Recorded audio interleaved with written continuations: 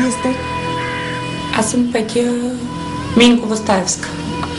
Вие сте една от жертвите, пострадали от заливане с киселина. Нали така? Да. Кога се случи? Инцидентът се случи на 10 ноември 2008 година. Казвам се Мария Бонева, омъжена с 3 деца на 35 години, работеща дама, занимаваща се с благотворителност. Не винаги съм дама, понякога съм мъжко момиче. Ти си една от българските жертви хора заляти с киселина. Кога се случи? Преди 7 години и половина на 11 ноември 2002 година. Христина, ти си жертва на заливане с киселина. Да. Кога се случи? Това се случи на 25 ноември 2009 година. Ти си жертва на заливане с киселина. Да. Кога се случи? Февруари месец, преди 2 години, 2008 година.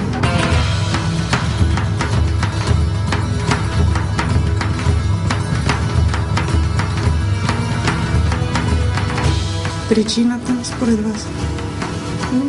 Дори е нелепо, ако ви кажа, че е просто една глупава любовна история, в която аз дори не съм замесена, не съм пряк участник. Това е връзка на моя приятелка с въпросния поръчител, в която аз бях набедена, че съм виновна за срива на тяхните отношения. Какъв е мотива? Мотива мисля, че е заради приключени отношения. Ревност. Не знам дали може така да се нарече. Мотива? Ревност. Мотивите? За мен мотивите са конкуренция в бизнеса. Аз работех за модна агенция, която набираше много сериозна скорост и се занимаваше с лицензите за Мис България, за Мис Свят и Мис Вселена. Ти си една от малкото в България, която не отговаря на този въпрос – ревност.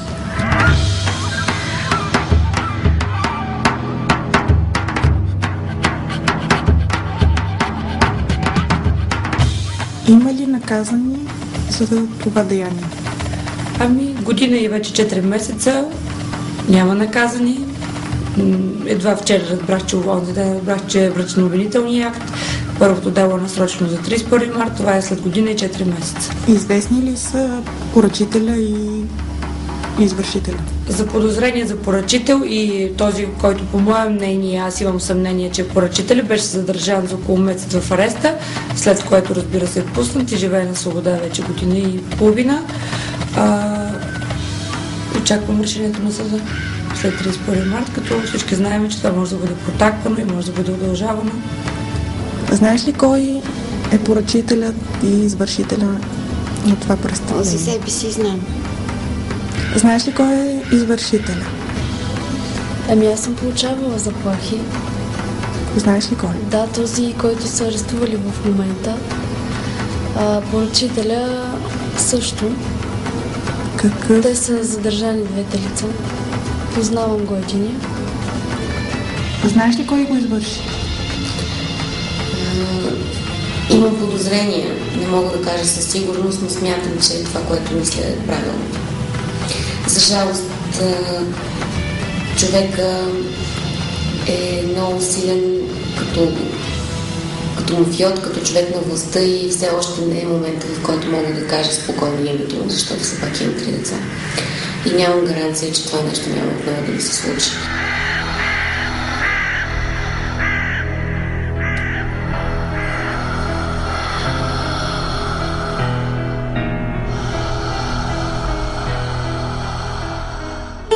Има ли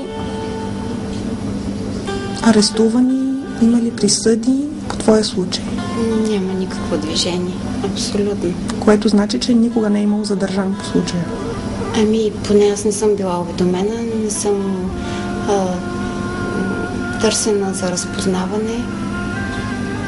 Надяваш ли се, че ще има осъден? В моя случай не се надявам, че ще има осъден. По-скоро въпросният човек, който ми е поръчал това нещо, мисля, че ще бъде осъден по съвсем други дела, но дълбоко в себе си знам, че той ще бъде осъден по едни други закони, които са много по-жестоки от действащите в момента. Възможно ли е да има възмездие? за това, което ви се е случило? Аз мисля, че Господ ги решава тези неща. Определено, със сигурност природата и в Вселената има възмездие.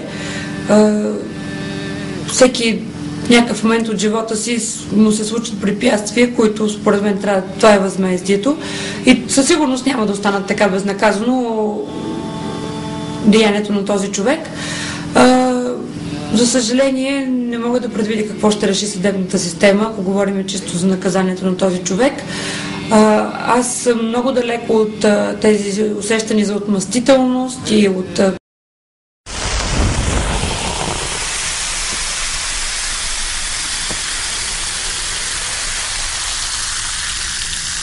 Мислиш ли, че е възможно възмездие за това, което ти се е случило?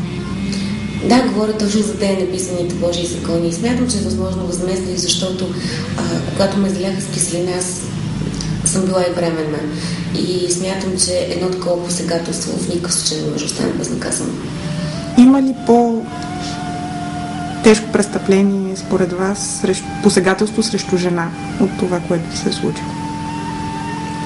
Много е жестоко. Значи, със сигурност не искам да уневинявам хората, които пострадат по друг начин, но е нещо счупено, нещо прорез с нож, разрязване, оздравява за половина година, за година. Киселината е доживотна. Белезите са жестоки. Още повече всички жертви, знаете, са заляти в областта на лицето, на деколтето, на там, където една жена, това е, нали, първия вид, който е жестоко посегателство. Да не говорим, значи, по-жестокото от моя случай, само когато останеш без очи, не можеш да виждаш децата си. И когато пък едно око нямаш и така. Това е за мен по-жестокото. Но наистина киселината е може би най-жестокото. Разяждаща болка, дълго лечение, свързано с страшно много средства. Значи това, където се говори тук 3, 5, 7 хиляди лева, тук говорим за едни стотици, там над 70-80 до стотици хиляди евро. В зависимост от лечението. Няма по-жестоко. Да, наистина, може би даже смъртта е по-лека, защото преключва всичко. Далек ми гласа да носи.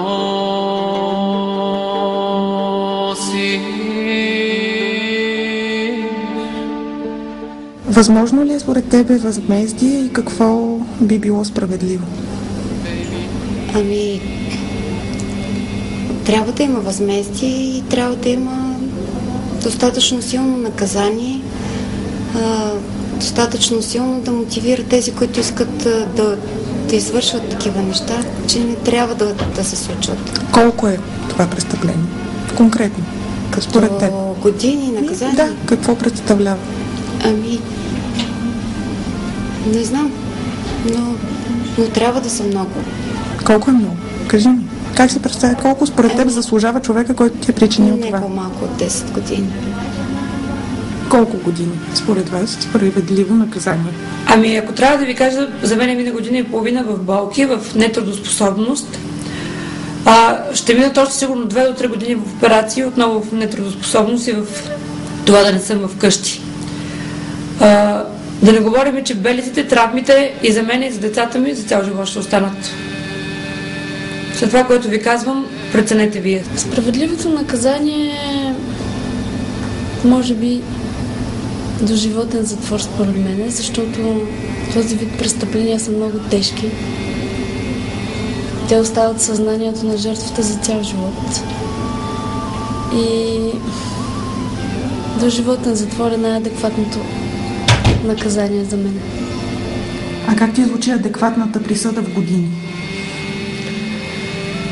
Ами, колкото и тежко да звучи, понякога да бъда опреквана в исканията си, смятам, че тя трябва да бъде доживотна и дори няма значение дали си извършител или поръчител. Простата причина, че всяка една от нас жертвите, без значение дали е ослепяла или не, носи това време до живот, защото никога не си същия. Нито като физика, нито като психика. Колкото и някой да казва, ти си силна, аз знам колко ми коства да бъда силна.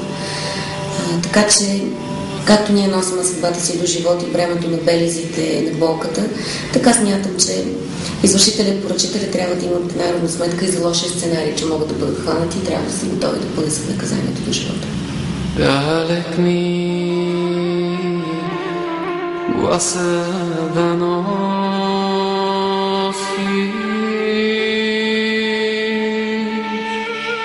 Още в МВР, като бях и с колегите, да работим в такива случаи. Един осъден от 25, значи нещо не е наред. Сега имаме възможност да променим и законите и с ваша помощ да ги променим така, че да отговарят на адекватна на ситуация. Много пъти сме упреквани в това, че целиме тежки наказания, но не случайно нашите прадеди са въвеждали кровни закони. За всяка нация си трябва по-дълен подход. Затова в ситуацията, в която сме